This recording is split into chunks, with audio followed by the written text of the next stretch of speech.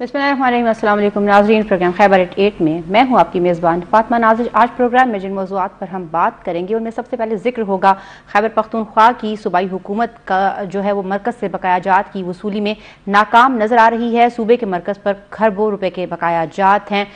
मरकज़ के ज़िम्मे वाजिब अदा बकायाजात की अदम अदायगी की वजह से सूबा मुआशी बदहाली का शिकार है। प्रोग्राम में हम बात करेंगे फाटा इंज़माम के हवाले से। फाटा इंज़माम के बाद NFC की जो 3% है वो सूबे को अभी तक नहीं मिल सकी। मज़कूरा रकम सालाना 100 अरब रुपए बनती है। NFC अवार्ड का अजरा भी अभी तक नहीं किया गया। इंज़माम के बाद तरक्याती अमल ना होने की वजह से ज़म अजला के अवाम में बेचैनी पाई जा रही है। इसके अलावा हमारे प्रोग्राम में शामिल जो मौजू है आज वो बिलों के हवाले से है। जमात इस्लामी की बिजली बिलों के खिलाफ चारों गवर्नर हाउस के सामने धरना देने का ऐलान कर दिया गया है। उनका कहना है कि बिजली के भारी भरकम बिलों के खिलाफ धरना दिया जाएगा, शदीद एहतजाज किया जाएगा। बिजली बिल IMF ने हुकूमती रिलीफ प्लान मुस्तरद कर दिया है। हुकूमत को मजबूर करेंगे कि वो बिलों में भारी टैक्स वापस लें, ऐसा कहना है जमात इस्लामी का। हमारे प्रोग्राम में आज जो एक और मौजू शामिल है वो इलेक्शन कमीशन के चीफ सेक्रेटरी खैबर पख्तूनख्वा पर तहफ़्फ़ुज़ात। चीफ सेक्रेटरी को हटाने के लिए इलेक्शन कमीशन ने वफाक को मरासला भेज दिया है। चीफ सेक्रेटरी गैर जानिबदारी से काम नहीं कर रहे। मरासले में कहा गया है कि चीफ सेक्रेटरी शफाफ इंतखाबात के लिए मामलत भी नहीं कर रहे। नाज़रीन, इन तमाम मौज़ूआत पर बात करने के लिए आज हमारे साथ पेशावर स्टूडियो में हमें ज्वाइन किया है एडवोकेट नूर आलम खान ने। इसके अलावा हमें ऑडियो कॉल पर ज्वाइन करेंगे इनायतुल्लाह, जबकि स्काइप पर हमारा साथ देंगे पेशावर के सीनियर सहाफ़ी और तज़कियाकार फ़िदा अदील। आप सबको प्रोग्राम में खुशामदीद। अस्सलाम वालेकुम। बहुत शुक्रिया सर प्रोग्राम में वक्त देने का। सबसे पहले हम बात करेंगे खैबर पख्तूनख्वा की जो सूबाई हुकूमत है वो मरकज़ से बकायाजात लेने में नाकाम नज़र आ रही है। क्या मामला है सारा? एक तरफ हम देख रहे हैं कि खैबर पख्तूनख्वा की जो सूबाई हुकूमत है, हमारा ख़जाना जो है वो बहुत ज़्यादा मुआशी बहरान से गुजर रहा है। वफाक क्यों नहीं दे रहा? यहाँ पर क्या आपको जो है वो नाअहली नज़र आ रही है? ये कि डे 1 से ये चीज़ आ रही है कि जहाँ पर गैस या बिजली बनाई जाती है तो पहले राइट उनका है कि उनको दे दिया जाए, उसके बाद जो है मरकज़ को दे दिया जाए। अब इस बाबत 18 अमेंडमेंट से पहले जब आईनी तरमीम नहीं हुई थी तो उससे पहले ये सारी बिजली जो है जाती थी मरकज़ के पास, फिर नेफ्रा के अंडर बाइलाज बने हुए थे और वो जो है सूबों को देती थी। इस बुनियाद के ऊपर सूबा जो है खैबर पख्तूनख्वा मरकज़ से जो आउटस्टैंडिंग अमाउंट है इनका हमेशा से ये स्टांस रहा है और उसको नीज दिए जाते हैं और उसमें मुख्तलिफ अदवार में मुख्तलिफ इल्ज़ामात लगाए जाते हैं कि आपकी रिकवरी सही नहीं है। हमारा ये है कि नहीं, ये पेमेंट तो हम जो बिजली बनाते हैं और आपको देते हैं उसकी मद में आपने वो देनी है। फिर 18 अमेंडमेंट आ गए। 18 अमेंडमेंट के बाद ये कि सूबे ने कहा है कि जी हमें अपने रिसोर्सेज पर कंट्रोल होना चाहिए। उस बुनियाद के ऊपर हम चाहते थे कि हमारे जितने भी वसाइल हैं सबसे पहले हमें मिले, फिर पाकिस्तान। फिर मरकज़ में एक कानून बन गया और उस कानून के तहत कहा गया कि बिजली या गैस ये मरकज़ी जो सेंट्रल लिस्ट है उसमें आते हैं और जहां पर जरूरत होगी ये पूरे पाकिस्तान में पहले उसको दिया जाएंगे और फिर प्रायोरिटी की बुनियाद के ऊपर उस सूबे को दिए जाएंगे। अभी इंटरम सेटअप जो आई है उस इंटरम सेटअप के पहले मीटिंग में ये स्टांस लिया गया, ये फैसला किया गया, अगरचे इंटरम सेटअप के पास ये इख्तियार नहीं है कि सूबों को जो है जिस तरह सूबे सिंध में, पंजाब में या उसमें कहते हैं कि ये रिकवरी और जो फैसिलिटी है बिजली की वो देना जो है वो सूबों को हवाले कर दिया गया। रिकवरी हमें कहते हैं कि आप खुद करें। अब इसमें ये किया हुआ है, ये इंटरम सेटअप में जो चीज है उसका बुनियादी मकसद ये है कि आपने इलेक्शन कराना है। उनके पास इतना बड़ा मैंडेट नहीं है कि वो इस किस्म के फैसले करे। अब लोग क्यों सराफा एहतजाज बने हुए इंक्लूडिंग वकला कम्युनिटी, उनका बुनियादी स्टांस ये कि इनका तो काम जो है इलेक्शन कराना है, ये इलेक्शन कराएं, इलेक्टेड गवर्नमेंट आ जाएगी। अब हम जब एहतजाज करेंगे तो हम तो उन लोगों के खिलाफ कर सकते हैं जिनको वोट हम दे दें جو الیکٹڈ لوگ ہوں اس کو کہتے ہیں کہ ہم آپ یہ کریں. اب اس گورنمنٹ کے پاس جب یہ چیز آتی ہے اس کو جو ہے مہنگائی میں کنورٹ کرنے کے لیے انکریز کیوں کرتی, یہ اختیار ان کے پاس نہیں ہے. جہاں تک آپ نے اپنی ہیڈنگ میں یہ بات کی ہے کہ ایک گورنمنٹ کو 5 سال کے لیے ووٹ دیا گیا تھا, اس 5 سال سے پہلے اس گورنمنٹ نے اپنی صوبائی اسمبلیاں ختم کر دی گئی ہیں. اس وجہ سے انٹرم سیٹ اپ سے پہلے خیبر پختونخوا میں اور پنجاب میں اس فیصلے کی وجہ سے جو ہے ایک انٹرم سیٹ اپ آیا تھا اور انہوں نے چیف سیکرٹری کو لگایا تھا. اب وہ تو اس انٹرم سیٹ اپ میں تھا جو پچھلی حکومت نے اس کو ووٹر نے 5 سال کا جو ہے موقع دیا تھا, اس نے 5 سال سے پہلے ہی جو ہے اسمبلی ڈیزالو کر دیے. اب وہی سیکرٹری جو انہوں نے رکھا ہوا ہے اس وقت جو گورنر ہے وہی ہے اور جو ساتھ میں وزیر اعلیٰ ہے وہ وہی ہے. چاہیے یہ کہ جب مرکز میں انٹرم سیٹ اپ آ جائے وہی وزیر اعظم کے کانسنٹ سے جو ہے یہاں پر جو ہے بندے ہونے چاہیے, اور جب وہ الیکشن کا اعلان کرے اس کے بعد کوئی ٹرانسفر پوسٹنگ نہیں ہوگی. اور یہ انٹرم سیٹ اپ جو ہے پیٹرول یا بجلی یا گیس کے مد میں کوئی اضافہ نہیں کر سکتے ماں سوائے اس کے کہ یہ الیکشن کرائے. ٹھیک ہے, بالکل ٹھیک ہے. ہمارے ساتھ آڈیو کال پر عنایت اللہ صاحب موجود ہیں. السلام علیکم. جی وعلیکم السلام. عنایت صاحب پروگرام میں وقت دینے کا بہت شکریہ. عنایت صاحب بتائیے گا کہ مرکز کے ذمے جو واجب الادا بقایا جات ہیں ان کی عدم ادائیگی کا معاملہ سامنے آ رہا ہے. خیبر پختونخوا کو خاصی جو ہے معاشی مشکلات کا سامنا کرنا پڑ رہا ہے. یہ بتائیے گا کہ کس کس مد میں جو ہے وہ ریکوری ہونی ہے جو نہیں ہو رہی اور کیوں نہیں ہو رہی؟ دیکھیے خیبر پختونخوا کا یہ مسئلہ ہمیشہ سے رہا ہے اور انٹرم سیٹ اپ میں تھوڑا زیادہ ہو گیا ہے. یہ دیکھیے فیڈرل گورنمنٹ سے جو ہمیں پیسے ٹرانسفر ہوتے ہیں اس میں ہمیں ہمارے نیٹ ہائیڈڈ پروفٹ کے پیسے ٹرانسفر ہوتے ہیں.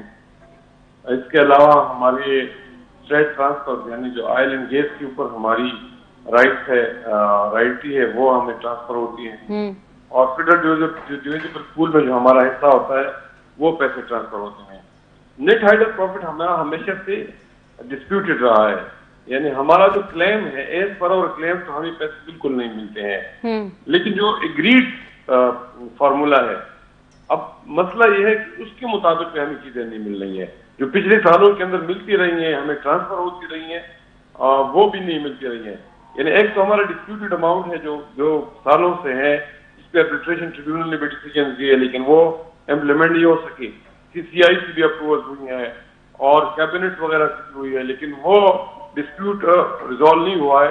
لیکن جو ہمارا ایگریڈ طے شدہ رقم ہے وہ ہمیں ٹرانسفر نہیں ہو رہا ہے, اور میرا خیال ہے کہ اس میں حکومتوں کا بہت بڑا اپنے اہلی ہے.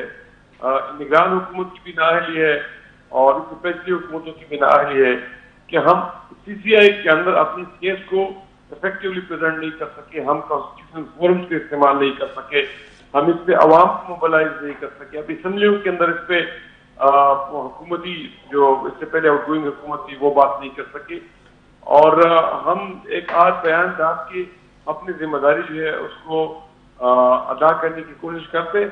میرا خیال میں اس طریقے سے نہیں ہوگا. اس کے لیے پوری مطلب ایک کانسٹیٹیوشن فورمز کو افیکٹولی استعمال کرنا ہوگا اور یہ مقدمہ عوام کی عدالت میں لے جانا ہوگا, کیونکہ عوام کو اس بات کی پوری تفصیلات دینی چاہیے موجودہ حکومت کو کہ کیا اس کے آؤٹ اسٹینڈنگ بقایا جات ہے, ایگریڈ فارمولے کے مطابق کیا ہے, جو ہمارا کلیم ہے وہ کیا ہے. یہ ساری تفصیلات پیڈو انرجی ڈپارٹمنٹ اور خیبر پختونخوا حکومت کو سامنے ڈالنی چاہیے. ٹھیک ہے, بالکل ٹھیک ہے. فدا دل صاحب آپ ہمارے ساتھ کال پہ موجود ہیں؟ جی جی بالکل. جی السلام علیکم, بہت شکریہ پروگرام میں وقت دینے کا. فدا صاحب بتائیے گا, یہی سوال ہم آپ کو بھی تھرو کریں گے کہ مرکز کے ذمے جو واجب الادا بقایا جات ہیں ان کی عدم ادائیگی نہیں ہو رہی ہے, مشکلات کا سامنا ہے جس کی باعث خیبر پختونخوا کی جو معاشی صورتحال ہے وہ خاصی دگرگوں ہے. آپ نے بات سنی عنایت اللہ صاحب کی, وہ کہہ رہے ہیں کہ نگران حکومتیں بھی جو ہیں وہ نااہلی کا ہی ہمیں ایک مظاہرہ نظر آ رہا ہے اس میں بھی, لیکن یہ بات صرف ابھی کی تو ماضی قریب کی نہیں ہے, پچھلی حکومت بھی تو گزری ہے, تو یہ تو کافی عرصے کا جو ہے وہ ایک انبار لگا ہوا ہے بقایا جات کا.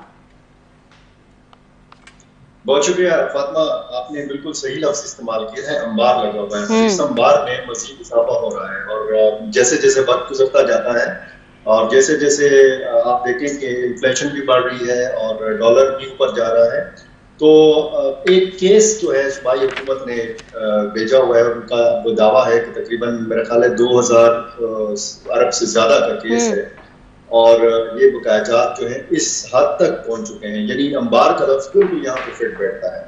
اصل میں فاطمہ مسئلہ یہ ہے کہ بیوروکریسی جو ہے اس مسئلے میں بہت زیادہ رکاوٹ کھڑی کرتی رہی ہے، چاہے منتخب سیاسی حکومت ہو، چاہے وفاق میں جس پارٹی کی حکومت ہو اور صوبے میں جس پارٹی کی حکومت ہو، یعنی ایک ہی جماعت کی دونوں جگہوں پہ حکومت ہو، مرکز میں بھی وہ برسر اقتدار ہو، خیبر پختونخوا میں بھی برسر اقتدار ہو، اس دور میں بھی ہمارا یہ مسئلہ جو ہے وہ کلی طور پر مکمل طور پر حل نہیں ہوا۔ جی اس سے پہلے ہمیں یہ شکایت رہی ہے کہ جی مرکز میں جو ایک سیاسی جماعت ہوتی ہے تو اس سے جو مخالف جماعت ہوتی ہے اپوزیشن کی، اس کی پھر صوبے میں سے حکومت بن جاتی ہے۔ ہم نے کئی ایسے اعتبار دیکھے ہیں، جیسے آپ دیکھیں کہ جب زرداری صاحب صدر ہوا کرتے تھے تو یہاں پر مخلوط حکومت قائم کی عوامی نیشنل پارٹی کی، پاکستان پیپلز پارٹی کی۔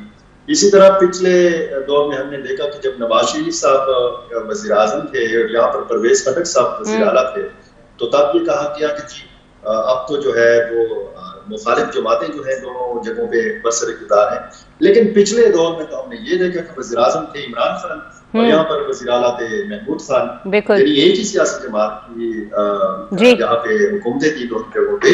اس کے باوجود ہمارا یہ مسئلہ جو مکمل طور پر حل نہیں ہوا۔ اب مسئلہ یہ ہے کہ جب پنجاب سے یعنی آٹے کا ایک بحران جب سر اٹھاتا ہے تو ہمیں ہماری بجلی یاد آ جاتی ہے، ہماری سیاسی جماعتوں کو صوبائی حقوق بھی یاد آ جاتے ہیں، ہماری سیاسی جماعتوں کو یہ بھی یاد آ جاتا ہے کہ جی یہ بجلی پیدا کرنے والا صوبہ ہے، بھائی بجلی پیدا کرنے والا اگر صوبہ ہے تو اس کے بقایا جات بھی ہیں۔ یہ ایک روایتی قسم کی ہوا کرتی تھی خیبر پختونخوا اسمبلی، جہاں پر صوبائی حقوق کے معاملے پر حکومت اور اپوزیشن تقریباً ایک پیج پر ہوا کرتی تھی، اور جب بھی صوبے کا کوئی مقدمہ ہوتا تھا، صوبے کی کوئی بات آتی تھی تو حکومت اور اپوزیشن کو ہم نے ہمیشہ ایک پیج پر پایا ہے۔ لیکن پچھلے دور میں ہمیں بہت زیادہ تفریق، ہمیں بہت زیادہ تقسیم نظر آئی اپوزیشن میں اور حکومت میں، یعنی اپوزیشن کے ارکان اس بات کا رونا روتے رہے کہ جی ہمیں ترقیاتی فنڈز نہیں مل رہے، اور پھر جب بات آتی تھی صوبے کے حقوق کے حوالے سے تو پھر وہ آوازیں جو ہمیشہ اس صوبے کے حقوق کے لیے اٹھتی رہی ہیں وہ پھر اس طریقے سے مؤثر انداز میں نہیں اٹھی۔ آج بھی نفاق ہے، آج بھی اتفاق نہیں ہے، آج بھی اگر آپ ایک جگہ پہ اس سارے مسئلے کے اوپر آپ کسی جگہ پہ ایک کسی بلائیں تو تمام کی تمام سیاسی جماعتیں جو ہیں وہ ایک جگہ بیٹھنے کو تیار نہیں ہیں، بلکہ یہ ایک دوسرے کو تسلیم کرنے کے لیے تیار نہیں ہے۔ ہونا تو یہ چاہیے کہ اگر یہ صوبہ کسی کو عزیز ہے، اس صوبے کے عوام کسی کو عزیز ہے تو وہ مل بیٹھیں اور مل کر اس مسئلے کا حل نکالیں۔ اب تو قبائلی اضلاع جو ہیں وہ بھی آپ کے صوبے کا حصہ ہیں، ان کے الگ سے حقوق ہیں، ان کے الگ سے بقایا جات ہیں، آپ کے گیس کے بقایا جات، آپ کے تیل کے بقایا جات، آپ کے پانی کے بقایا جات، آپ کی بجلی کے بقایا جات۔ تو انبار کا لفظ جو ہے بالکل فٹ بیٹھتا ہے اور یہ مزید اس انبار میں اضافہ ہوگا۔ جی بالکل ٹھیک ہے، آپ نے موقف سنا، فدادل صاحب نے کہا کہ اس انبار میں مزید اضافہ ہوگا۔ آپ نے ایک پوائنٹ ریز کیا تھا کہ جو صوبائی حکومت تھی ان کو وقت نہیں ملا، منتخب حکومت کو، اور وقت سے پہلے ان کو گھر بھیج دیا گیا۔ آپ کو لگ رہا تھا کہ اس وجہ سے زیادہ مسئلے ہیں، لیکن وفاق میں بھی تو انہی کی حکومت تھی جن کے صوبے میں تھی، پھر کیوں اتنا جو ہے مسائل کا گڑ بن گیا ہے خیبر پختونخوا کا یہ جو سارا معاشی نظام ہے؟ یہ کہ دو صوبے اس طرح ہے جس میں کو اگنور کیا جاتا ہے، ایک بلوچستان ہے اور ایک خیبر پختونخوا ہے۔ ان کے لیے ایک کمیشن جو ہے بنایا گیا جس کو ہیڈ کریں گے وزیر اعظم، اور اس میں چاروں صوبوں کی وزراء اعلیٰ جو ہے وہ اپنے اپنے مقدمے جو ہے لے کر آئیں گے اور اپنا سٹانس جو ہے رکھیں گے۔ اب ان سٹانس کے بنیاد کے اوپر پنجاب کو بھی حصہ مل رہا ہے اور سندھ کو بھی مل رہا ہے، لیکن جو نہیں مل رہا ہے وہ خیبر پختونخوا کا بہت زیادہ پینڈنسی ہے اور بلوچستان کی بہت کم ہے، کیونکہ وہاں پر جب بھی گورنمنٹ چینج ہوتی ہے تو اس میں کچھ نہ کچھ اس کو دے دیا جاتا ہے، لیکن خیبر پختونخوا میں عموماً آپ نے دیکھا ہوگا کہ صوبہ کہتا ہے کہ ہمارا کیس جو ہے ہم وہاں پر لڑتے ہیں، لیکن پراپر طریقے سے ابھی تک ریکوری نہیں ہو۔ اس سے نقصان کیا ہو رہا ہے؟ اس سے نقصان یہ ہو رہا ہے کہ یہ صوبہ جو ہے دن بدن جو ہے وہ کمزور ہوتا جا رہا ہے۔ جس طرح ساتھی نے کہا ہے کہ ہمارے پولیٹیکل جو फिगर हैं वो इकट्ठे नहीं होते हैं। उनको चाहिए कि अगर अवाम के लिए कुछ करना चाहते हैं, जिस तरह मैंने आपको ये बताया कि उस हुकूमत को फारिग नहीं किया गया बल्कि उसकी अपनी लीडरशिप ने उसको 5 साल से पहले उनको जो है असम्बली डिसॉल्व करने के लिए कह दिया, जो कि एक गलत डिसीजन था। अवाम ने उनको 5 साल के लिए मुंतखब किया था। उसको चाहिए कि वो चाहे हुकूमत में हो या अपोजिशन में अपना किरदार अदा कर लेते, और उसी पार्टी की हुकूमत वहां पर मरकज में भी थी, लेकिन उस हुकूमत के दौरान भी सूबे को जो है वो जो पैसे थे, जो अंबार आप कह रहे हैं, वो जो है उसका रिड्रेसल जो है या उसको जो है देने के लिए कोई इकदामात नहीं किए गए, बल्कि एक दौर में तो ये बात आ गई कि मरकज कह रहा था कि 18 अमेंडमेंट के बाद अब जो है मरकज जो है वो जो है बहुत पैरालाइज हो चुका है और वो पैसे देने की पोजीशन में नहीं है। हमारा ये कि हमारा वो सूबा है जो कि गुज़िश्ता 45 सालों से मुख्तलिफ जंग के अदवार में जो है ये इस्तेमाल होता रहा। कोल्ड वार में, वार अगेंस्ट टेरर में तमाम कार्रवाई जो है यहां पर हुई और यहां पर जो है ज्यादातर धमाके यहां पर हुए, यहां के लोग जो है सफर कर गए। अब साथ ही जो है हमने जो है ट्राइबल बेल्ट को जो है उसके नाम के ऊपर एक कमीशन वो करा दिया, सरताज अजीज कमीशन उसको कहते हैं। उसमें भी उन्होंने कहा है कि अगर इनको सूबे के साथ दम करते हैं जी, तो इनकी तरक्याती कामों के लिए एक पैकेज देंगे, और अभी तक वो सरताज अजीज वाला पैकेज जो है नहीं मिला। और उससे क्या हो रहा है, वो उस इलाके में दोबारा मिलिटेंसी जो है वो सर उठा रही है। अगर इन लोगों ने उन लोगों को इंगेज नहीं किया एजुकेशन में, हेल्थ में, ये तामीरी एक्टिविटीज में उनको एंगेज नहीं किया, तो ऐसे हालात होंगे कि ये होगा तो सूबे का हिस्सा, लेकिन उसमें वही रिवायात, वही रूल रेगुलेशन होंगे जो फाटा के। बिल्कुल ठीक है। आपने पिछले दिनों देखा होगा एक फॉरेनर आई थी जो रशिया से ताल्लुक रखती थी, और वहां पर सोशल मीडिया पर उसकी पिक्चर वायरल हो गई। तो वो अगरचे सूबे के साथ मिले हुए, लेकिन उसके बावजूद उनको ये एहसास नहीं हो रहा है कि अब तो वो फाटा नहीं है। अगर किसी बंदे के पास लीगल डॉक्यूमेंट थे, अफगानिस्तान के लिए नहीं है, लेकिन बाकी वो घूम फिर। आपने कहा कि वही वाली प्रैक्टिस थी, लेकिन फिर एक और अच्छी प्रैक्टिस हमने देखी, वो नानावते मेरे ख्याल से वो कहते हैं, उन्होंने वो रस्म भी अदा की ट्राइब्स की, उनकी जी उनको मनाने की खातिर नानावते। ठीक है इनायतुल्लाह साहब, मैं आपकी इसकी सही प्रोनाउंसिएशन में आपसे सीखूंगी जरूर। इनायतुल्लाह साहब, आप ये बताइएगा, बात इन्होंने की कि खुदा ना खास्ता अगर इसी तरह से उन्हें महरूम रखा गया तो वहां प्रैक्टिस वही होगी जो इंजमाम से पहले थी। अभी आप देखें इंजमाम के बाद जो तरक्याती अमल है वो ना होने के बराबर है। जो अवाम है वहां की वो खासी बेचैनी का शिकार है। मुज़कुरा जो 100 अरब रुपए सालाना का कहा गया था वो तो कहीं नजर नहीं आ रहे, 2018 से 2023 आ गया है। पिछले दिनों जमात इस्लामी ने अपने मरकज के अंदर ताल्लुक रखने वाले तमाम इलेक्ट्रल पार्टी की लीडरशिप को जमा किया था, और उसका जो एजेंडा था वो साबिका फाटा के अंदर अमन अमान और यकीन के अंदर उनके साथ किए गए वादों के हवाले से। उसमें जो साबिका फाटा है उसके सीनियर्स और एल्डर्स ने भी शिरकत की थी, और पूरी दिन उस पर हमने डिस्कशन की। हमारी पार्टी जो है इस हवाले से फाटा के हकूक के हवाले, साबिका फाटा के हकूक के हवाले से एक तहरीक चला रही है। इसका एक पूरा हमने चार्टर ऑफ डिमांड जो है वो डेवलप किया है। जब हम असम्बलियों के अंदर थी हमारे इंस्ट्रक्शन से कि हम ये उठाते रहे हैं। हम समझते हैं कि जो साबिका कबायली अज़ला है उनके साथ तरमीम और इंतजाम जो वादे किए गए थे वो पूरी नहीं किए जा रहे हैं। उसमें 30,000 लिवीज और पुलिस और 7,000 की भर्तियाँ थी। इसके अलावा मेडिकल कॉलेज का क़याम था, यूनिवर्सिटियों का क़याम था, बड़े अच्छे प्रोजेक्ट थे, 3% NSP का हिस्सा था, 1,000 अरब 10 सालों के अंदर फाटा के पास जाना था। गुज़श्ता 4 सालों के अंदर जो 100 बिलियन सालाना मुंतकिल होना था वो मुंतकिल नहीं हो सका है। इसलिए मैं भी समझता हूँ कि जो वो वॉइस हैं, जो वो आवाज़ें थी, वो इसमें तरमीम से पहले कह रहे थे कि फाटा की हैसियत तो खत्म नहीं करनी चाहिए थी, اب وہ دوبارہ اٹھ رہی ہیں اور وہ کہتے ہیں کہ ہمارا موقف درست تھا، حالانکہ موقف ان کا درست نہیں تھا. پاکستان کے اندر دو نظام نہیں چل سکتے، ایک ہی نظام چل سکتا ہے. لیکن انضمام کے وقت جو پیکج دیا گیا تھا، جو وعدے کیے گئے تھے، اگر وہ وعدے پوری نہیں ہوتے، امپلیمنٹ نہیں ہوتے، تو اس کے نتائج ہوں گے وہ ریاست پاکستان کے لیے ٹھیک نہیں ہوں گے. میں سمجھتا ہوں وہ مزید جو ہماری سابق قبائلی اضلاع ہے ان کے اندر جو بے چینی ہے، بدامنی ہے، ایک لحاظ عدم استحکام ہے، یہ مزید بڑھے گا. اور اس لیے میں سمجھتا ہوں کہ جو ہمارے ریاستی ادارے ہیں اور جو وفاقی حکومت ہے اور صوبائی حکومت ہے، ان کو سنجیدگی سے ان باتوں پہ غور کرنا چاہیے. وہ نہیں کریں گے تو جو فاٹا کی جغرافیائی اور اسٹریٹجک پوزیشن ہے اس حوالے سے اس چیزیں بڑی وولیٹائل ہوگی اور اس کے نتائج جو ہے خطرناک ہوں گے. ٹھیک ہے فدا صاحب، آپ نے موقف سنا ہمارے پینلسٹ کا، آپ کی کیا رائے ہے اس حوالے سے؟ فاٹا انضمام کے بعد NFC کا جو 3% ہے وہ بھی صوبے کو نہیں مل سکا، اور ساتھ ہی ساتھ اگر ہم بات کریں NFC ایوارڈز کی تو اس کا بھی اجرا نہیں ہوا.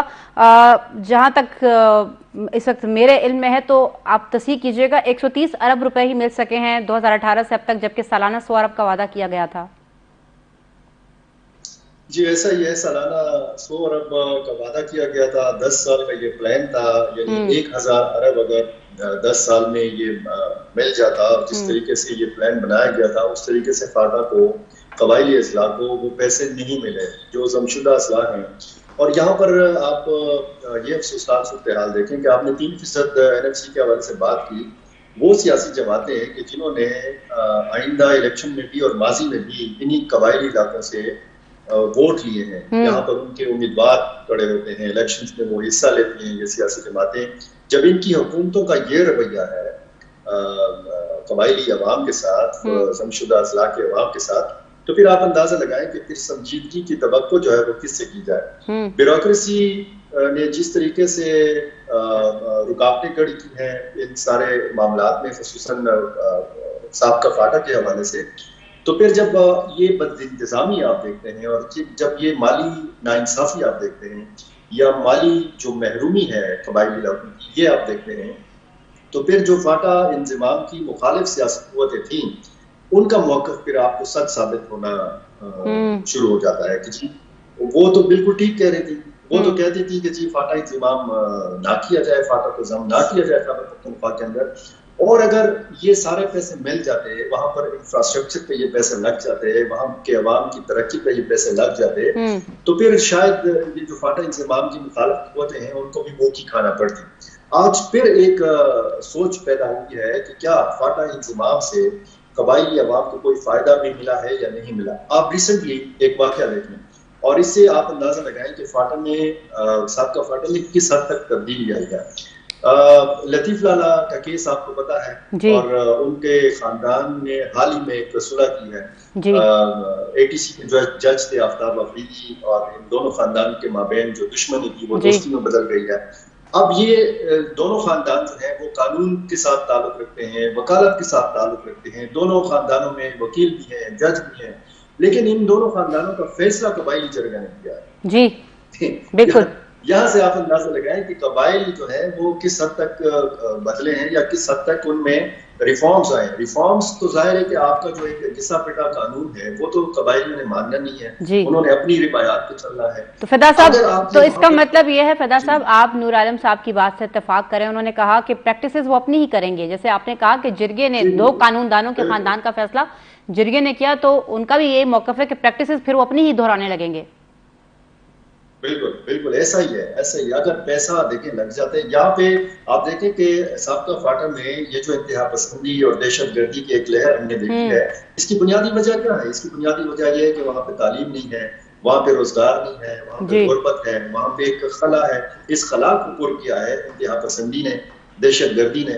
اور اگر آپ موجودہ صورتحال میں بھی وہاں پہ پیسہ نہیں لگا رہے، وہاں پر آپ نے ٹھیک ہے خاصہ داروں نے اس کو تضاب کر دیا، پولیس کا نام آپ نے اس کو دے دیا، لیکن ان کے پاس وہ اختیار نہیں ہے، وہ عدالتی نظام نہیں ہے، وہ پولیس کا نظام نہیں ہے. وہاں پہ آج بھی ایک خلا نظر آتا ہے، اور اس خلا کو آپ دیکھ رہے ہیں کہ انتہا پسند جو ہے وہ، اور پھر آپ الیکشن میں ان سے ووٹ لینے کی بھی امید رکھ رہے ہیں. الیکشن میں ان سے ووٹ لینے کی بھی امید، میں کہہ رہی ہوں کہ پھر الیکشن میں آپ ان سے ووٹ لینے کی بھی امید رکھ رہے ہیں. میں یہ کہہ رہا ہوں کہ وہ سیاسی جماعتیں جو مثال کے طور پر سندھ میں ایک برسر اقتدار جماعت ہے، وہ اگر سابقہ فاٹا کو پیسے نہیں دے رہی ہے، NFCA ایوارڈ کے تحت جو ایک وعدہ کیا گیا تھا، یہ یقین دہانی کرائی تھی فاٹا کے عوام کو، تو وہ سیاسی جماعت پہ کیسے قبائلی علاقوں میں الیکشن لڑ سکتی ہے؟ بالکل ٹھیک ہے۔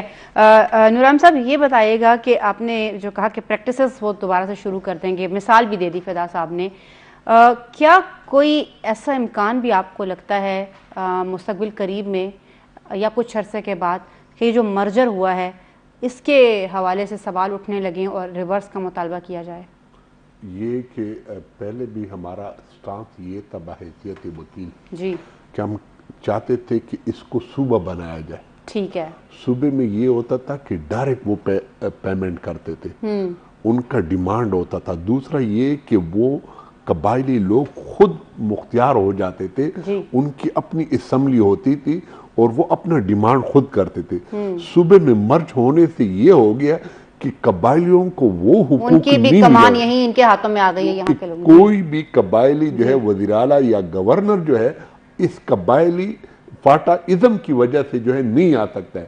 تو ہمارا سٹانس یہ تھا اور اسی کی بنیاد کے اوپر ہمارا یہ تھا، کیونکہ وہاں سے جس طرح اسلام آباد کو فنڈنگ ہوتی ہے اسی طریقے سے ان کو ہوتی، کیونکہ یہ ڈائریکٹ جو ہے مرکز کے انڈر آتا۔ بالکل۔ اب کیا ہوا، اب ان کو ایک اچھا جو چیز ہے وہ جوڈیشل سسٹم ملا ہے۔ جی پہلے وہاں پر ملک ازم ہوا کرتا تھا۔ ملک ازم جو تھے وہ ملک جو تھے الیٹریٹ انگوٹھا چاپ لوگ جو ہیں وہ قبائلیوں کے فیصلے کرتے تھے، اور ان فیصلوں کی بنیاد کے اوپر جو ہے وہاں پر جو ہے وہ چاہتے تھے کہ ہم امن لانے کے لیے ان قبائلیوں کو کنٹرول کرنے کے لیے ملک سسٹم تھا۔ اب یہ ان کے ساتھ بہت زیادتی تھی کہ ایک انگوٹھا چاپ جس کو جو ہے وہاں سے APA سے یا قبائلی سسٹم سے جو ہے پیسے ملتے تھے، تو اس سے وہ ان کو چھٹکارا مل گیا۔ اس وقت وہ PA کے ریڈر تک یا تحصیل تک نہیں جا سکتے تھے۔ آج ایک قبائلی آ جاتا ہے اور ڈائریکٹ جج کے سامنے کھڑا ہوتا ہے، تو ان کو بڑی خوشی ہوتی ہے کہ جی ہم ہمارے حق کے لیے ہم عدالت میں آ سکتے ہیں، یہاں پر جو ہے ہمیں انصاف ملے گا۔ تو وہ چیز ایک اچھا سٹیپ لیا جا رہا ہے، لیکن مین چیز کیا ہے کہ وفاقی حکومت اور انٹرنیشنل لیول کو، تمام ڈونر ایجنسیوں کو، تمام ممالکوں کو، امریکہ ہو یا یونائٹڈ نیشن ہو، ان کو چاہیے کہ اگر چاہتے ہیں کہ اس خطے میں امن رہے اور ترقی ہو، انکلوڈنگ چائنا کو، جو چائنا کا بلاک ہے، ان کو چاہیے کہ سی پیک اور ان چیزوں کو اچھا بنانے کے لیے اور ترقی کرنے کے لیے ضروری ہے کہ فاٹا کے اوپر وہ فوکس کرے اور وہاں پر انٹرنیشنل لیول سے اتنی فنڈنگ آ جائے تاکہ ان لوگوں کو جو ہے ان کا لائف سٹینڈرڈ جو ہے وہ اچھا ہو جائے، اور تعلیم اور یہ چیزیں اتنی زیادہ تعلیم کے تو بڑے وعدے کیے گئے تھے، یونیورسٹی بنا دیں گے، یہ بنا دیں گے، وہ بنا دیں گے۔ آپ کو پتہ ہے کہ پڑا چنار میں ذوالفقار علی بھٹو کے زمانے میں میڈیکل کالج کا کانسیپٹ دیا گیا تھا۔ دوسرا اس وقت آپ دیکھ رہے ہیں کہ فاٹا آپ کا وہ ایریا ہے کہ آپ کرکٹ ٹیم کو دیکھ لیں، آپ کے جو ہے اچھے بالر، اچھے بیٹسمین تمام جو ہے فاٹا سے تعلق رکھتے ہیں، تو ان میں ٹیلنٹ ہے لیکن ان کو موقع نہیں دیا جا رہا ہے اور ان کو اپریشیٹ نہیں کیا جا رہا ہے، ان کو اندھیرے میں رکھا جا رہا ہے، اور اس اندھیرے کا جو ہے نقصان جو ہے پورے پاکستان کو اٹھانا پڑتا ہے۔ تو ہمیں چاہیے کہ جو NFCA ایوارڈ کے ذریعے یا سرتاج عزیز کمیشن کے ذریعے یا APS کا جو واقعہ ہوا تھا اس کے بعد جو چیزیں بنی ہوئی تھی، ان کو چاہیے کہ اس کو جو ہے امپلیمنٹ کریں، اور پھر جو ہے ہم نے آرمی کو وہاں پر باڑ لگانے کے لیے بھیج دیا اور ان کو ایکسیس دے دیا۔ اب چاہیے کہ چیک اینڈ، کیونکہ پہلے اس طرح نہیں تھا کہ پیسے کہاں سے آتے ہیں، کہاں پر خرچ ہوتے ہیں، کیونکہ وہاں پر چیک اینڈ بیلنس کا سسٹم جو ہے فاٹا میں نہیں تھا۔ اب سب کچھ ہے، تو گریجولی جو ہے جوڈیشل سسٹم نے بڑا وہاں پر لوگوں کو انکریج کیا اور لوگ آنا شروع ہو گئے اپنے حقوق کے لیے۔ وہاں پر جو ہے بندوبستی یعنی وہاں پر سیٹلمنٹ نہیں ہوا ہے، تو اس وجہ سے ہر ایک بندہ جو وہاں پر چھوٹی چھوٹی جگہ اس کے لیے بھی کلیم کرنے کے لیے आ रहे हैं अदालतें, ये एक अच्छा सिस्टम है, इसको इम्प्रूव करना चाहिए। जुडिशल सिस्टम जिस तरह इम्प्रूव होगा तो जब उनको इंसाफ की तवक्को हो जाएगी कि हमें इंसाफ मिलेगा भी और हमारी आवाज़ जो है वो अदालत तक पहुंचेगी, तो वो ग्रेजुअली सही हो जाएगा। लेकिन मेन चीज़ ये है कि इंटरनेशनल लेवल के ऊपर और विफाक को चाहिए कि अपना किरदार अदा करें। बिल्कुल ठीक है। फिदा साहब, आपने बात सुनी इनकी, एक चीज़ इन्होंने कहा कि जुडिशल सिस्टम जो है वो तो मजबूत हुआ है, लेकिन दूसरी तरफ जो है आवाम को अंधेरे में भी रखा जा रहा है। हम तो बड़ी खबरें सुन रहे होते हैं इस हवाले से कि मर्जर के बाद वहाँ पर बहुत ज़्यादा स्ट्रैटेजी बनाई गई है प्रॉपर कबायली अवाम को फैसिलिटेट करने के लिए। आपका मौक़िफ़ लेंगे इस हवाले से, लेकिन इस वक्त प्रोग्राम में वक्त हुआ है एक छोटे से ब्रेक का। फिदा साहब आप भी साथ रहिएगा, नाज़रीन आप भी साथ रहिएगा, मिलते हैं एक ब्रेक के बाद। वेलकम बैक नाज़रीन। ब्रेक पर जाने से पहले हम बात कर रहे थे फाटा के इंतज़ाम के बाद भी वहाँ के अवाम खुशहाली से महरूम है। फिदा साहब अपने कमेंट्स इस पर दीजिएगा, फिर हम प्रोग्राम के अगले मौजू पर जाएंगे। फिदा साहब आप साथ हैं? जी जी जी जी जी फिदा साहब अपना मौक़िफ़ दीजिएगा इस हवाले से। 130 अरब रुपए जो है 2018 से अब तक जारी किए गए हैं, अवाम की जो बेचैनी है वो कैसे दूर होगी? ऑल दो कि ये कहा जाता है, हम तो सुनते यही रहते हैं, बड़ी सरगर्म खबरें होती हैं कि वहाँ पर फलाना प्लान शुरू कर दिया, नौजवानों के लिए ये कर दिया वो कर दिया, लेकिन अंदर क्या है सूरत हाल? देखें फातिमा, एक तो फाटा इंतजाम का मकसद जो है वो समझने की बहुत ज्यादा जरूरत है। एक ऐसा एरिया था कि जैसे मैंने पहले भी बताया कि यहाँ पे बहुत ज्यादा स्पेस था, एक खला था जिसको पुर करना था, यहाँ पर इंतजामी मामलात को देखना था, यहाँ पर कानून की अमलदारी को देखना था। ये एक ऐसे इलाके थे जिसको बदकिस्मती से हम एक अरसे तक इलाका गैर कहते रहे, हालांकि ये हमारे अपने इलाके हैं, लोग हमारे अपने हैं, गैर नहीं है। लेकिन आज भी गैरों वाला सलूक जो है, सौतेली माँ जैसा सलूक जो है, वो हम कबायली अवाम के साथ कर रहे हैं। अब आप देखें कि NFC में जब ये 3% का आपने जिक्र किया तो इसका बुनियादी मकसद क्या था? इसका बुनियादी मकसद ये था कि कबायली इलाकों को तरक्की दी जाए और ये तरक्की फिर जामिन होगी कि मुल्क से दहशतगर्दी का खात्मा होगा। कबायली अवाम के बारे में कहा जाता है कि इन्होंने बगैर वर्दी के, बगैर तनख्वाह के हमेशा हमारी मगरबी सरहदों की हिफाजत की है। बिल्कुल। अब आप देखिए, अगर फाटा कबायली यानी साबका फाटा में अगर तरक्की होगी, यहाँ पर गुर्बत में कमी होगी, यहाँ पर से दहशतगर्दी इंतहापसंदी का खात्मा होगा, तो फिर बाकी मुल्क को भी आप बचा सकेंगे। जितने भी ताने बाने दहशतगर्दी के, इंतहापसंदी के हैं, वो तो आपको पता है कि कबायली इलाकों में तंजीमों को, इन लोगों को पनपने का मौका मिला था और उन्होंने इसी कला से फायदा उठाया था, इसी स्पेस से उन्होंने फायदा उठाया था। अब अगर आप एक एहसास महरूम में दोबारा मुब्तला कर रहे हैं उन लोगों को कि जिन्होंने इस मुल्क के लिए कुर्बानियां दी हैं, इस मुल्क के लिए उन्होंने नकल मकानी की है, इस मुल्क के लिए उन्होंने जानों के नजराने पेश किए हैं और इसी मुल्क के लिए उन्होंने आपकी रियासत की जो पॉलिसी थी वो भी कबूल की है, इंतजाम को उन्होंने कबूल किया है। हालांकि मेरा ये ख्याल है कि जिस तरीके से फाटा इंतजाम से कबल कबायली अवाम की राय ली जानी चाहिए थी, उस तरीके से वो राय नहीं ली गई। सरताज अजीज कमेटी ने भले तमाम कबायली एजेंसियों का दौरा किया, वहाँ के वो कबायली मलकात मिले, मराहत याफ्ता जो तबका था फाटा का, उनसे उनकी मुलाकातें हुई, आम लोगों की राय नहीं ली गई। आम लोगों की राय तकसीम है, किसी ने कहा फाटा इंतजाम नहीं होना चाहिए, किसी ने कहा कि नहीं इलाकों को निज़ाम होना चाहिए, किसी की तजवीज़ की कि कबायली इलाकों को अलग सूबा डिक्लेयर किया जाए। लेकिन आप ये देखें कि आज जो इंतजामी खामी आपको नजर आ रही है, यहाँ पे देखें कितनी यहाँ के पहाड़, यहाँ के मैदान, यहाँ के दरिया मादनियात से भरे हुए हैं। कापर के ज़खायर आपको रिसेंटली रिपोर्ट्स का पता है कि क्या सूरत हाल है। यहाँ पे किस्म किस्म की मादनियात है, लेकिन उन तक रसाई कैसे मुमकिन होगी जब आप इस चीज का फैसला नहीं कर पा रहे कि जी आपने 1000 अरब अगर देना है, 10 साल प्लान आपने बनाया है, तो वो फिर क्या वजह है कि वो पैसे कबायली इलाकों को नहीं मिल रहे? अगर पैसे नहीं मिलेंगे तो फिर आप कौन सा वहाँ पे तालीमी इदारा बनाएंगे, वहाँ पर कौन सा आप हेल्थ का इंफ्रास्ट्रक्चर बनाएंगे, वहाँ पे आप लोगों के का मयार जिंदगी जो है वो कैसे आप बुलंद करेंगे? वहाँ की लड़कियां, वहाँ के लड़के जो है बगैर हुनर के, बगैर तालीम के अगर वो बढ़ रहे हैं तो इन नौजवानों को फिर किसने इस्तेमाल करना है? जाहिर है कि फिर इसी तरह की सूरत हाल होगी, इस तरह माजी में 10-15 बिल्कुल ठीक है फिदा साहब, बिल्कुल ठीक है, आपके पॉइंट्स जो है बड़े वैलिड हैं और اس مسئلے کے حل کے لیے جب تک پراپر اسٹریٹجی نہیں بنے گی یہ مسائل جوں کے تو رہیں گے. ہم اپنے پروگرام کے اگلے موضوع پر جائیں گے جو کہ انتہائی اہم ہے اور اس وقت تمام قوم ہی اس ایشو سے متاثر ہے.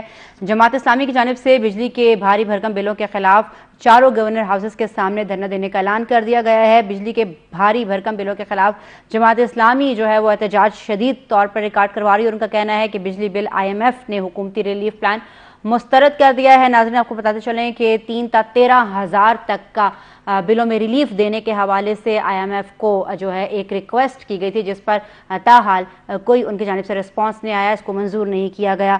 جماعت اسلامی کی جانب سے یہ کہا جا رہا ہے کہ حکومت کو مجبور کریں گے کہ وہ بجلی کے جو بلوں میں اضافہ ہے اس کو فوری طور پر واپس لے. ہمیں فون کال پہ جوائن کیا ہے جلیل جان صاحب نے. السلام علیکم.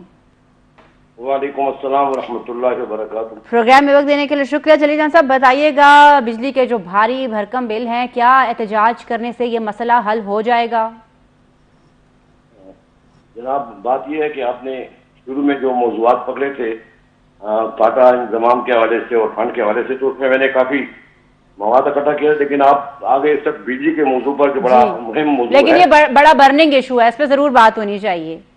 جی بالکل اس سے بات کرتا ہوں. جی جہاں تک جماعت اسلامی کے احتجاج کا تعلق ہے تو میں سمجھتا ہوں کہ جس وقت 2007 کے دوران بجلی سستی تھی, چینی سستی تھی اور پیٹرول سستا تھا تو سراج الحق محترم صاحب فائل پکڑ کر سپریم کورٹ چلے گئے تھے اس حکومت کو گرانے کے لیے جس کے دور میں بجلی بھی سستی تھی اور سب کچھ سستا تھا اور 300 ساڑھے 300 لوگوں کی فائل پکڑی ہوئی تھی, لیکن ایک فائل کو اس نے پرسو کیا, باقی فائلوں کو چھوڑ کر واپس آگے بھول ہی گئے. اچھا اس وقت اس نے احتجاج نہیں کیا. پھر جب PTI کی حکومت آئی جس نے اعلان کیا تھا کہ میں اگر IMF کیا تو میں پھانسی پہ چڑھ جاؤں گا, لیکن وہ حکومت چلی گئی IMF کے پاس بھیک مانگی, اس نے ملک کو گرو کیا, اسٹیٹ بینک کو ان کے حوالے کیا. اس وقت جو مہنگائی ہو رہی ہے یہ میں سمجھتا ہوں کہ یہ اس وقت کی حکومت کی غلطیاں نہیں ہیں بلکہ لمحوں نے غلطی کی ہے, صدیوں نے سزا پائی ہے. وہ لمحہ جس میں عمران خان نے IMF سے معاہدہ کیا وہ بہت بڑی غلطی تھی. آج اس کی سزا ہم پا رہے ہیں. ہم تو سمجھتے ہیں کہ یہ ظلم عظیم ہے کہ ہم اس وقت غریب لوگ جو ہے وہ 50 روپے اور 60 روپے کا یونٹ خرید رہے ہیں, جو ہماری اپنی بجلی جی جس کو جس صوبے سے بجلی جاتی ہے وہ صوبہ آج 57 روپے پہ یا 50 روپے پہ یا 55 روپے پہ بجلی خرید رہا ہے, ان کے غریب لوگ خرید رہے ہیں. یہ بالکل غلط ہے. ہم اس کا اعتراف کرتے ہیں کہ یہ ظلم ہے اور زیادتی ہے, اس کو ریلیف ملنا چاہیے عوام کو. جی عوام کی دیکھیں, آپ اندازہ کریں ایک غریب آدمی کا بل 14,000 روپے آتا ہے مثال کے بعد, غریب سے غریب آدمی کا 14,000, تو وہ 14,000 میں گھر کا کرایہ دے گا یا بجلی کا بل دے گا یا بچوں کی فیس دے گا یا اپنے پیٹ کو پالے گا. یہ تو ذرا سوچنا چاہیے ہمارے حکمرانوں کو, خواہ پہلے والے حکمران ہیں یا موجودہ حکمران ہیں, سب کو سوچنا چاہیے اس بات پہ کہ جب ہم ریلیف نہیں دیں گے تو پھر قوم تو پھر دیکھیں قوم کدھر جائے گی, اگر جائے گی کدھر. بالکل ٹھیک ہے جلیل جان صاحب, بالکل ٹھیک ہے. تو ذمہ دار نہیں ہے نا بجلی کا. مجھے سراج الحق صاحب یہ بتائے کہ آپ اگر اس کا کرتے ہیں تو آپ بنگالہ کا احتجاج کیوں نہیں کرتے, آپ جا کر ان کا احتجاج کیوں نہیں کرتے جنہوں نے IMF سے معاہدے کیا, ان کے غریبانوں کو کیوں نہیں پکڑتے. تو گورنر ہاؤس کو چلے جائیں, احتجاج ہو جائے گا تو بجلی سستی ہو جائے گی. مجھے یہ بتائیں, میں بھی ساتھ چلا جاؤں گا. چلو بالکل ٹھیک ہے, لیکن مجھے لگتا ہے کہ جماعت اسلامی کے احتجاج سے زیادہ ضروری بات یہ ہے کہ ہم یہ اگر سوال کریں, ہمارا سوال اگر یہ ہو کہ کیا یہ احتجاج حکومت کے کان پر جو ہے کچھ جوں رنگنے میں کامیاب ہوں گے یا نہیں, یا آپ کو کیا لگتا ہے کہ یہ صورتحال بدستور جاری رہے گی اور اس سے بدتر بھی ہو سکتی ہے. جلیل جان صاحب نے کہا کہ لمحوں کی سزا جو ہے وہ صدیوں نے پائی ہے, کچھ اس طرح کا انہوں نے ذکر کیا, لیکن اگر ہم دیکھیں تو 2 سال پہلے تک جو مہنگائی کی شرح تھی وہ 20 سے 21% کے درمیان میں تھی, اب تو 43-44% سے تجاوز کر چکی ہے. اس کا مطلب ہے یہ مہنگائی جو ہوئی ہے یہ تو اوور نائٹ پچھلے کچھ ٹائم میں ہوئی ہے. یہ کہ ہم نے ہمارے جتنے بھی پولیٹیشین ہیں جی چاہے کسی بھی پارٹی سے ہو, ان کو جب اقتدار ملا تو انہوں نے عوام کے بارے میں نہیں سوچا, اور وہ یہ سوچ رہے ہیں کہ ہمیں اقتدار ووٹ کے ذریعے نہیں ملتا ہے. बल्कि ये एक सिस्टम है और इस सिस्टम में जब हम एंटर हो जाते हैं और उनके टर्म एंड कंडीशन हम एक्सेप्ट करेंगे तो हमें इक़्तिदार मिल जाएगा। हमारा ये सिस्टम जो है वो खराब है, इसको चेंज करना चाहिए। ठीक है। हमें जो पर्सनैलिटीज है या पार्टीज है, इनसे जो है कोई भी चीज़ जो है हमें ध्यान में रखना चाहिए। आप देखें हमारा सिस्टम है, एक बंदा जो है वो MBBS करता है तो वो कहता है कि मैं इंसानियत की खिदमत करूंगा। एक CSS वाला नौजवान लड़का या लड़की वो जब CSS करते तो उसके बड़े अच्छे अच्छे सोच होते, लेकिन जैसे ही उस सिस्टम में आ जाते हैं वो उस सिस्टम के जो है वो ताबे हो जाते, फिर वही बंदा जो है इंसानियत के खिलाफ काम शुरू कर लेता है। इसी तरीके से पॉलिटिशियन इस तरह करते हैं। अब हमारे मुल्क में महंगाई क्यों नहीं बढ़ेगी? आपने 1947 से लेकर अभी तक आपने कोई जो है प्रोग्रेसिव काम नहीं किया। आपने हमेशा जो है पैसे लिए और लोगों के लिए जंग किए।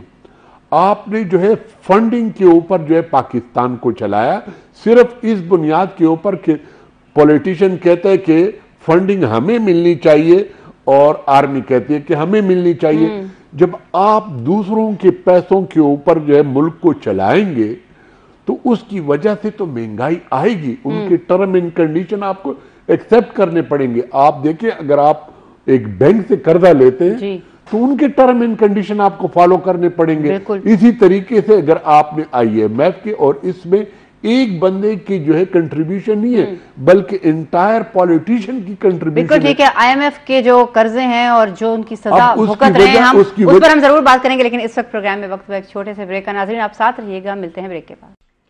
प्रोग्राम में खुशामदीद नाज़रीन। बात करते हैं हम बिजली के भारी भरकम बिलों के हवाले से, IMF के कर्जों के हवाले से और आवाम पर उसके पड़ने वाले असरार के हवाले से।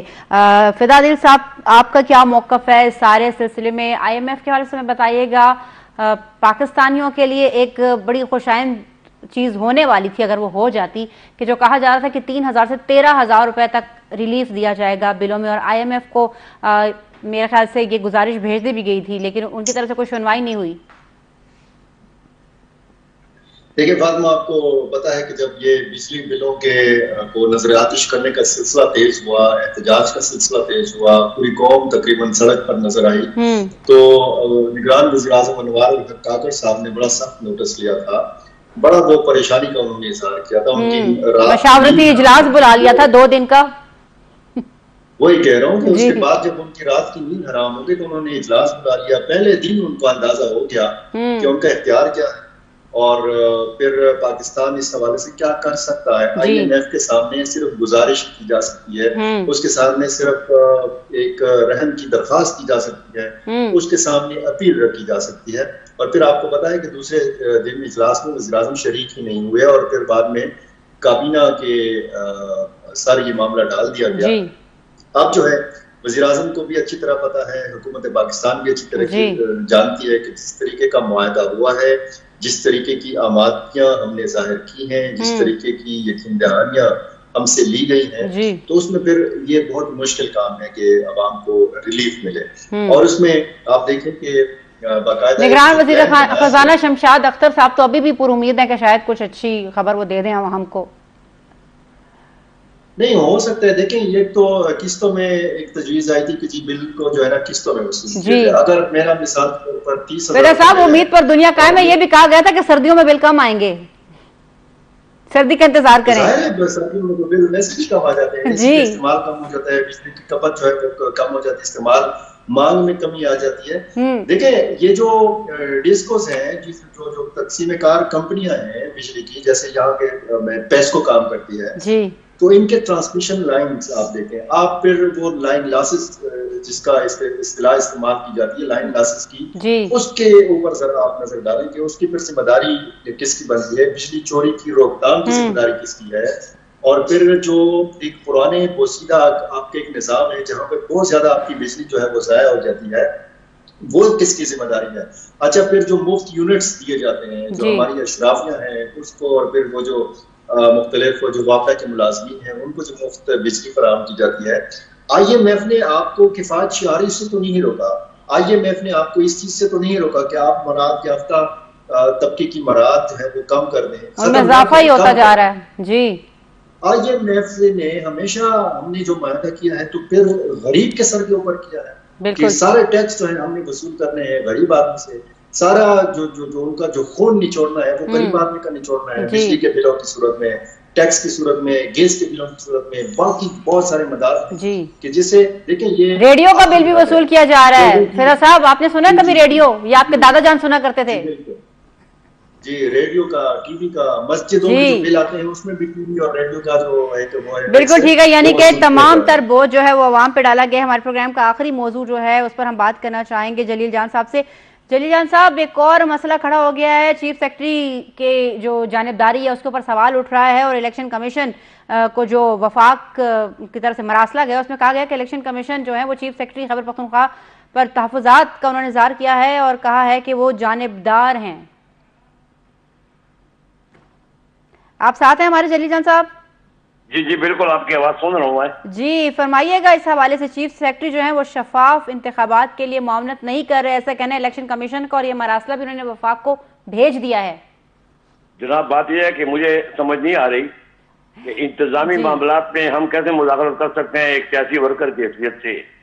دوسرا مجھے تشویش تو اس بات پہ ہے کہ پاکستان کے 4 صوبوں میں الیکشن کمیشن نے کسی دوسرے صوبے میں غالباً اس قسم کا لیٹر نہیں بھیجا, کسی دوسرے صوبے میں ٹرانسفر پوسٹنگ کی پر پابندی نہیں لگائی جی, اور کسی دوسرے صوبے میں انتظامی معاملات میں کسی طرح براہ راست مداخلت نہیں کی جی. لیکن یہاں صوبہ خیبر پختونخوا میں چیف سیکرٹری سے لے کر سب لوگوں پر الزامات بھی لگ رہے ہیں اور ان کو کاموں سے بھی روکا جا رہا ہے.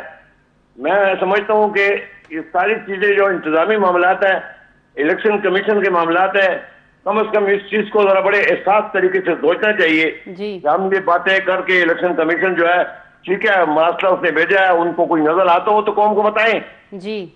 اس طرح کی باتیں اگر ہم سنتے ہیں تو شفاف اور صاف انتخاب کے لیے اگر اس طرح باتیں ہوتی ہیں تو پھر تو ٹھیک ہے, اگر اس کے مقاصد کوئی اور ہیں تو پھر اس پر بھی ہمیں تشویش ہے کہ صرف ہمارے صوبے میں یہ کیوں ہو رہا ہے, دیگر صوبوں میں ٹرانسفر پوسٹنگ بھی ہو رہی ہے اور وہاں پہ چیف سیکرٹری سے بھی کوئی گلہ نہیں ہے, وہاں پہ کسی آئی جی سے بھی گلہ نہیں ہے, اور یہاں پر سب لوگوں پر انگلیاں اٹھ رہی ہیں. تو یہ تو اچھی بات نہیں ہے ہمارے لیے. صوبے کے لیے ایک تشویشناک بات ہے کہ اس قسم کا الیکشن کمیشن کو براہ راست صوبے کو ٹارگٹ کرنا یا اس قسم کی باتیں کرنا, مجھے سمجھ نہیں آ رہی کہ یہ کیوں ہو رہا ہے اس طرح. بالکل ٹھیک ہے, بالکل ٹھیک ہے, معاملات ہے, اس سے ہم زیادہ مداخلت کرنے کو اچھا بھی نہیں سمجھتے ہیں, لیکن کم از کم سوچ سمجھ کر کچھ تبدیلی ہوتی ہے تو سوچ سمجھ کر ہونی چاہیے, اور صوبے کو اعتماد میں لے کر ہونی چاہیے. صوبے میں سیاسی لوگ بھی ہیں, غیر سیاسی لوگ بھی ہیں, یہاں پہ نگران حکومت بھی ہے, نگران حکومت کا چیف منسٹر بھی ہے. بالکل ٹھیک ہے جلیل جان صاحب, بالکل ٹھیک ہے, آپ نے بہت اچھی بات کی کہ جس کا کام اسی کو ساجھے, لیکن بہرحال کہتے ہیں زبان خلق کو نکارہ خدا سمجھو, جہاں غلطیاں نظر آئیں, جہاں پر مسئلے نظر آئیں تو ان کی نشاندہی بھی کرنا ضروری ہے, ان پر بات کرنا بھی ازحد ضروری ہے. ناظرین, آج ہمیں پروگرام میں وقت دیا شاور اسٹوڈیو میں ایڈوکیٹ نور عالم خان نے, جبکہ ہمیں آڈیو ویڈیو کال پر جوائن کیا تھا فدا عادل صاحب نے, اس کے علاوہ جلیل جان صاحب نے, اور اس کے علاوہ ہمیں جوائن کیا عنایت اللہ صاحب نے فون کال پر. آپ سب کا پروگرام میں وقت دینے کے لیے ازحد شکریہ. آج کے لیے ناظرین اتنا ہی, اگلے پروگرام تک کے لیے اجازت دیجیے گا. اللہ حافظ.